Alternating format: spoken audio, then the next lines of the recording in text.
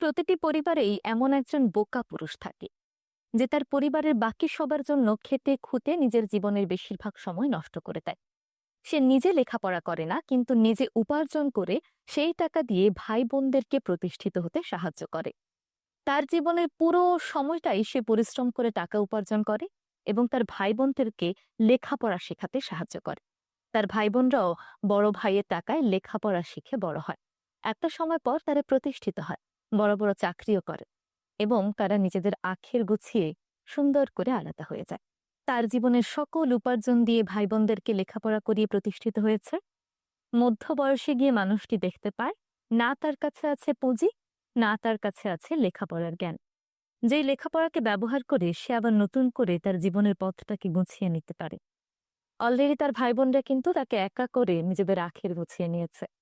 এমন পরিস্থিতিতে সেই বোকা পুরুষগুলো ভীষণ একা হয়ে পড়ে, ভীষণ অসহায় হয়ে পড়ে। যদিও এই গল্পটি সবার সঙ্গে মিলবে না, সব ভাই বোনরা তো আর এতটা স্বার্থপর হয় না। তবুও বাংলাদেশের অনেক পরিবারে খোঁজ নিয়ে দেখবেন এই গল্পটি ঠিক মিলে যাবে।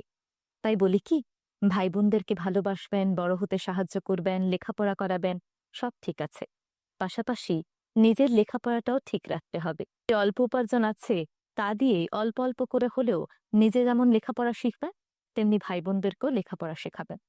কারণ মানুষের জীবনের সবচেয়ে বড় পুঁজি হলো লেখাপড়া।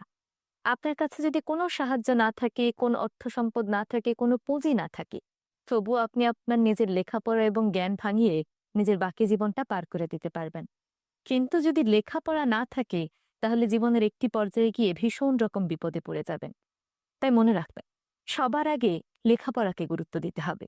আগে নিজে লেখাপড়া শিখবেন, পাশাপাশি বাকি সবাইকে শেখাবেন।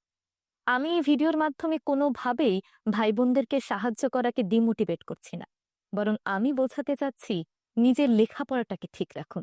নিজের লেখাপড়া বন্ধ করে অন্যের উপকার করতে যাবেন না। তাহলে দেখবেন দিন শেষে আপনি নিজেই একা হয়ে পড়েছেন।